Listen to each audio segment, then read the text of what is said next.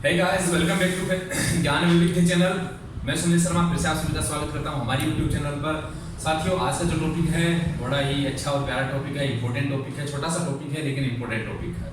पहली बात तो ये जिसके बारे में हम पढ़ने वाले हैं वो है पंच महायज्ञ, अर्थात मनुस्मृति के अनुसार जो स्मृति ग्रंथ है उसके अनुसार पंच महायज्ञ हमारे धर्मशास्त्र ग्रंथों में जो बताए गए हैं उनके बारे में आज हम पढ़ने वाले हैं। तो शुरू करते हैं। देखिए, ये 5 प्रकार के महायज्ञ होते हैं, पंच महायज्ञ होते हैं, ठीक है। जैसा कि आप बोर्ड पे देख पा रहे हो, पंच महायज्ञ है ना, लिखा हुआ ना, पंच महायज्ञ, 5 महायज्ञ। तो सबसे पहले इसमें जो आता है वो कौन सा है? ऋषि यज्ञ आता है। सबसे पहले कौन सा यज्ञ आता है? ऋषि यज्ञ आता है। ऋषि यज्ञ में क्या होता है? इसमें आपको प्रतिदिन जैसे स्वाध्याय करना है, हमेशा पढ़ना है, अच्छे जो सामग्री है, अच्छे जो ग्रंथ हैं उनका वाचन करना, उनको पढ़ना, स्वाध्याय करना, क्योंकि हमारे शास्त्रों में भी यही लिखा है, स्वाध्यायान प्रमदितव्यम, है ना। तो स्वाध्याय में प्रतिदिन करना चाहिए। और वैसे भी सतत साहित्य का सतत जो अध्याय है वो अनवरत होना चाहिए ना, स्वाध्याय करना जरूरी है। प्रतिदिन क्या करना? स्वाध्याय करना। किसके अंदर आ रहा है? ऋषि यज्ञ की बात कर रहे हैं। पहला कौन सा? ऋषि यज्ञ है। तो प्रतिदिन क्या करना? स्वाध्याय करना और संध्योपासन करना। संध्योपासन करना, संध्याउपासन जो होती है ना, जो त्रिकाल जो संध्या होती है उसमें जो सुबह की जो संध्या है वो तो अनिवार्य है, वो तो करना ही करना चाहिए, है ना। तो हमें वो संध्याउपासन करना, ठीक है, संध्योपासन करना। उसके बाद ये क्या है? ये ऋषि यज्ञ के अंदर आता है। तो इसमें क्या हो गया? प्रतिदिन आपको एक तो स्वाध्याय करना है, दूसरी बात आपको स्वाध्याय करना है, ठीक है, संध्योपासन करना है। तो दोनों किसमें आते हैं? ऋषि यज्ञ में आते हैं। इसे ध्यान रखना। इसका जो दूसरा नाम है तो याद रखना, ये इंपॉर्टेंट पॉइंट, यही बहुत सी बार पूछे जाते हैं। इसका जो दूसरा नाम है इसको हम ब्रह्म यज्ञ भी कहते हैं। इसे ब्रह्म यज्ञ भी कहा जाता है, या यूं कहे इसका ही दूसरा नाम क्या है? ब्रह्म यज्ञ है। किसका? ऋषि यज्ञ का ही दूसरा नाम क्या है? ब्रह्म यज्ञ है। इसी को ब्रह्म यज्ञ भी कहा जाता है। अब देखिए, अपन बात कर रहे हैं, देखिए सतपथ ब्राह्मण जो है ना, सतपथ ब्राह्मण में हमें एक उल्लेख मिलता है। क्या मिलता है? इस ऋषि यज्ञ को क्या कहा गया कि इसे सर्वत तक पहुंचने का मार्ग बताया है। किसको मार्ग बताया सर्वत तक पहुंचने का? ऋषि यज्ञ को। ऋषि यज्ञ के माध्यम से हमें क्या होता है कि स्वर्ग की प्राप्ति होगी ना, स्वर्ग कामो यजेत, स्वर्ग को जीते, स्वर्ग, है ना। तो स्वर्ग के तक पहुंचने का मार्ग है कौन सा? ऋषि यज्ञ। आगे लिखा है इसमें क्या होता है? तो एक तो स्वाध्याय होता है ना, सतत जो अच्छे ग्रंथ हैं, है ना, उनका अच्छा जो साहित्य है उसका स्वाध्याय होना जरूरी है। उसको क्या कहते हैं? हम स्वाध्याय कहते हैं। दूसरी बात, संध्योपासना करना, ये भी इसी के अंतर्गत आता है, ऋषि यज्ञ के अंतर्गत। आगे लिखा है इसका उद्देश्य क्या है भाई? तो इसका उद्देश्य क्या होता है? इसका उद्देश्य इसमें लिखा हुआ है, आत्मनिरीक्षण करते हुए परमात्मा में निमग्न रहना। बिल्कुल खुद का, आप अपनी जो आत्मा है उस आत्मा का निरीक्षण करते हुए, आत्म तत्व में डूबते हुए हमें क्या करना? उस परमात्मा जो है परमपिता परमेश्वर, उस परमपिता परमेश्वर में हमें क्या रहना? निमग्न रहना है। यही ऋषि यज्ञ का क्या है? एकमात्र उद्देश्य है, ध्यान में रखना। और इसे ही क्या कहा जाता है? ब्रह्म यज्ञ कहा जाता है। स्वाध्याय और संध्योपासन दोनों ही इसके अंतर्गत आते हैं। किसमें? ऋषि यज्ञ में। ध्यान रखना। अगला जो हमारा है यज्ञ वो कौन सा है? तो ध्यान रखना, देव यज्ञ की हम बात कर रहे हैं। किसका बात कर रहे हैं? देव यज्ञ की बात कर रहे हैं। देव यज्ञ में क्या होता है? इसी का जो दूसरा नाम है वो क्या है? अग्निहोत्र यज्ञ। ध्यान देना, अग्निहोत्र यज्ञ किसको कहा जाता है?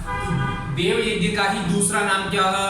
अग्निहोत्र यज्ञ भी कहते हैं इसको ना, या ऐसे पूछ लिया जाए इसी का अपर नाम क्या है? अग्निहोत्र यज्ञ। अग्निहोत्र यज्ञ भी किसी का नाम हो, देव यज्ञ का ही दूसरा नाम क्या? अग्निहोत्र यज्ञ। इसमें क्या होता है? प्रतिदिन दोनों संध्याएं जो होती हैं ना, उन संध्याओं में क्या करना? हवन कर्म करना। प्रतिदिन दोनों संध्याओं में क्या करना है? हवन कर्म करना है। प्रतिदिन जो दोनों संध्याएं होती है उन संध्याओं में क्या करना है? हवन कर्म करना है, ठीक है। अब भाई बात करते हैं कि इसका उद्देश्य क्या है। तो ध्यान रखना, इसका उद्देश्य क्या है?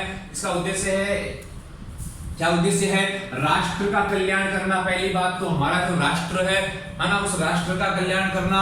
दूसरी बात, वातावरण शुद्धि, क्योंकि अब यज्ञ करोगे, है ना, दोनों जो संध्याएं हैं उनमें क्या करना? हवन करना। और हवन करने से क्या होता है? वातावरण क्या होता है? शुद्ध होता है ना।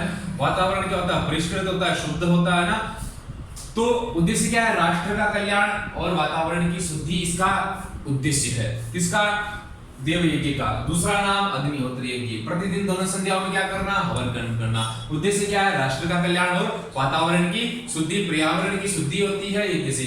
आगे लिखा है जो तीसरा यज्ञ है उस तीसरे यज्ञ की हम बात कर रहे हैं, कौन सा है? भूत यज्ञ है। कौन सा है? भूत यज्ञ है।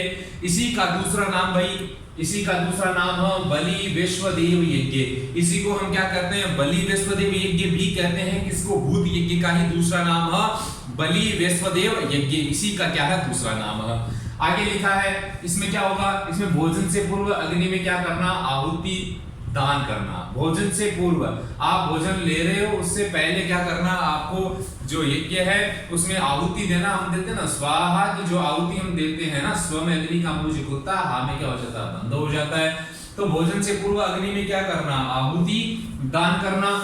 दूसरी बात, यहाँ अग्नि का मतलब ये वो भी हो गया यज्ञ। दूसरी बात, आपके घर पे कोई कुत्ता आया है या कोई भिखारी आया है, गाय इत्यादि कोई पशु है, जानवर है, गाय तो क्या है? माता है, ठीक है, पवित्र है। या उसी प्रकार का कोई और भी कोई पशु हो तो उन पशु इत्यादि को क्या करवाना है? भोजन करवाना है, या उनको भोजन इत्यादि अन्न इत्यादि देना भी इसी के अंदर आता है। लिखा है कुत्ता, भिखारी, गाय इत्यादि को भोजन देना, यह भी इसी में आता है। और भोजन से पूर्व अग्नि में क्या करना? आहुति का दान करना। और बलि वैश्वदेव यज्ञ इसी का क्या है? दूसरा नाम है। इसी का अपर नाम, इसको बलि वैश्वदेव यज्ञ के नाम से भी जाना जाता है। ठीक है, आगे देखिए अगला जो है चौथा कौन सा है? नृ यज्ञ है। क्या है भाई? नृ यज्ञ है। नृ यज्ञ के अंतर्गत क्या होता है? इसका दूसरा नाम क्या है? अतिथि यज्ञ है। इसी का अपर नाम क्या है? अतिथि यज्ञ है। ध्यान रखना, अतिथि है ना। अतिथि का मतलब क्या होता है? अतिथि, न तिथि, जिसकी कोई तिथि नहीं हो, कभी भी आ जाए वही तो अतिथि है। तो दूसरा नाम क्या है भाई? अतिथि यज्ञ। इसका नृ यज्ञ का दूसरा नाम अतिथि यज्ञ है। इसमें क्या होगा? अतिथि है, साधु महात्मा है, या कोई सज्जन इत्यादि कोई पुरुष है, इनको क्या करवाना? भोजन करवाना। ठीक है, इनको भाई भोजन है, इनको वस्त्र इत्यादि देना, इनको दक्षिणा इत्यादि देना, आदि से इनको क्या करना? संतुष्ट करना ही नृ यज्ञ का उद्देश्य है। ठीक है, और उद्देश्य क्या है भाई? ध्यान रखना, समाज का कल्याण ही उद्देश्य है। समाज का कल्याण करना, समाज के प्रति कल्याण की भावना हो, समाज के प्रति आदर हो, है ना। कोई प्रकार का कुत्ता है, भिखारी है, कोई साधु महात्मा है, कोई सज्जन पुरुष है, उसको वस्त्र, भोजन इत्यादि प्रदान करके उसको संतुष्ट करना ही इसका उद्देश्य है, और समाज का कल्याण ही इसका उद्देश्य है। ठीक है, यज्ञ अब हम बात कर रहे हैं जो आपका जो 5 नंबर का जो यज्ञ है कौन सा है? पितृयज्ञ है भाई। पितृ यज्ञ कौन सा है? पितृयज्ञ। इसमें क्या होगा? इसमें तो माता पिता की सेवा, ठीक है, माता पिता की सेवा, माता पिता की आज्ञा का पालन करना, इस पितृयज्ञ के अंतर्गत आता है। इसमें आपको आचार्य आदि, गुरुजन आदि, गुरुजनों के प्रति आपकी श्रद्धा होनी चाहिए। गुरुजन के प्रति सेवा, सुश्रूषा का मतलब होता है सेवा एवं आज्ञा पालन करना। ठीक है, इसमें क्या करना है? पितृयज्ञ में आपके जो माता पिता है, आचार्य, गुरुवर इत्यादि है ना, आपसे कोई बड़ा है, सज्जन पुरुष है इत्यादि की सेवा करना, इनकी आज्ञा का पालन करना, है ना। ये किसके अंतर्गत आता है? पितृयज्ञ के अंतर्गत आता है। ठीक है, इसका उद्देश्य क्या है भाई? तो इसका उद्देश्य जो है वो क्या है? सृष्टि का विकास होना, सृष्टि का विकास करना, और अपने जो ज्ञान है उस ज्ञान धारा को अक्षुण बनाए रखना, है ना। हमारी परंपरा रही है आचार्य देवो भव, पितृ देवो भव, है ना। यह हमारी परंपरा है, हमारे शास्त्रों की परंपरा है। उस परंपरा को हमें अक्षुण बनाए रखना, हमें माता पिता की सेवा करनी है, गुरुजन इत्यादि का आदर सम्मान हमें करना है ना। आचार्य देवो भव, पितृ देवो भव, इसी की भावना के साथ पितृयज्ञ का यही उद्देश्य है कि सृष्टि का विकास एवं ज्ञान धारा को क्या करना? अक्षुण बनाए रखना। ठीक है, तो आज का हमारा जो टॉपिक है वो यही समाप्त है। मिलते हैं अगले विषय में, अगले टॉपिक पर। तब तक के लिए धन्यवाद, थैंक यू, मिलते हैं।